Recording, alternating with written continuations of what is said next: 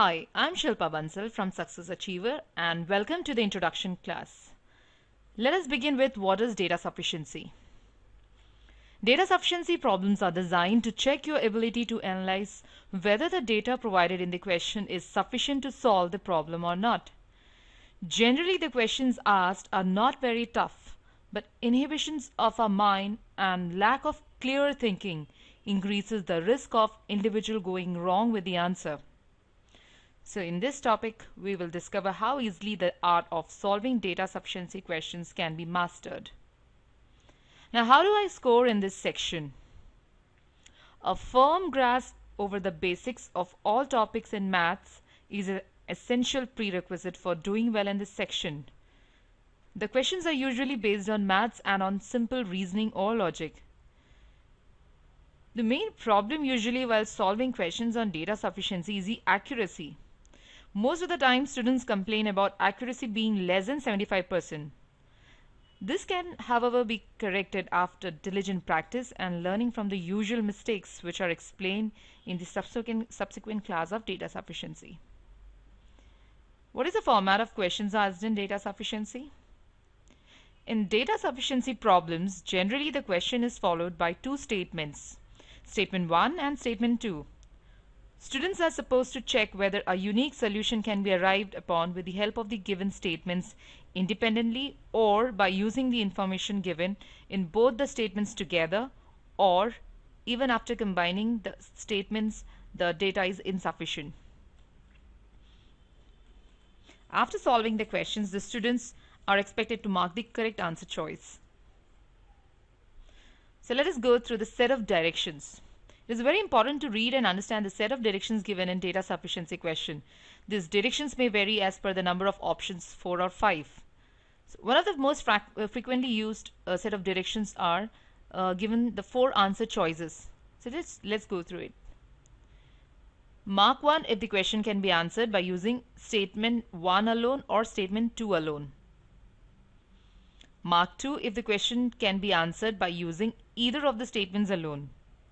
So understand in statement 1, that is in mark 1, it's only one statement is answering, helping you to answer the question. Whereas in second, statement 1 is also answering and statement 2 is also helping you to answer the question. Mark 3 if both the statements together are required to answer the question. And mark 4 if the question cannot be answered even by using both the statements together. Another most frequently given set of directions when there are 5 answer choices is as given below. Mark 1 if statement 1 alone is sufficient but statement 2 is not sufficient to answer the question. Mark 2 if statement 2 alone is sufficient but statement 1 alone is not sufficient to answer the question. Mark 3 if the question can be answered by using both statement 1 and 2 together. Mark 4 if the question can be answered using statement 1 alone and statement 2 alone. Mark 5 if neither of the statements are helping you to answer the questions. So let's go through the steps involved while solving data sufficiency questions. First and foremost is read the question carefully and understand it properly.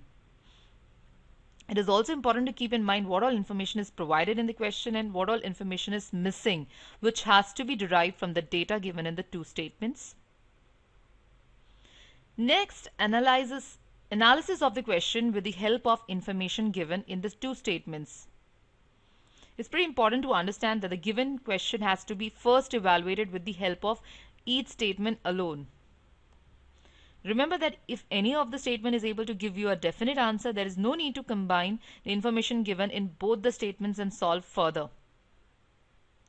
Yeah, of course, choosing the right option. So what is a flow chart for choosing the right option, or what is the path you have to follow while solving a question on data sufficiency? So just let's go through that in detail. So we can go through the following flow chart to get the correct answer. First step is to determine whether the data given in statement 1 and statement 2 is sufficient to answer the question. Next, is this data given in statement 1 sufficient to answer the question? So if your answer is no, then move on to the data given in statement 2. Check whether that is sufficient to answer the question. If the answer is again a no, then check if the data given in both statement 1 and 2 together is sufficient to answer the question. If it is yes, we'll go to mark 3. That is, on combining both the statements, we are getting an answer. What if it would have been a no? Even after combining, if I don't get an answer, then you go and mark 5. So it's a byproduct. If I don't get an answer on combining, mark 5 would be the byproduct of yes, of combining. Okay, so let's move back to, if the data given in statement 1, what if it was sufficient to answer your question? If the data given in statement 2 is sufficient to answer the question, then you would have gone and marked it as mark 2. That is, statement 1 was not answering and statement 2 alone is answering. So moving back, what if the data given in statement 1 was sufficient to answer the question? Then we would have checked whether the data given in statement 2 is sufficient to answer the question. If it is yes, then mark 4. That is, statement 1 is also answering and statement 2 also is answering your question. What if it would have been a no, that is, the data given in statement 2 is not sufficient, only statement 1 was sufficient? Then you would have marked it as option 1, that is mark 1. Clear?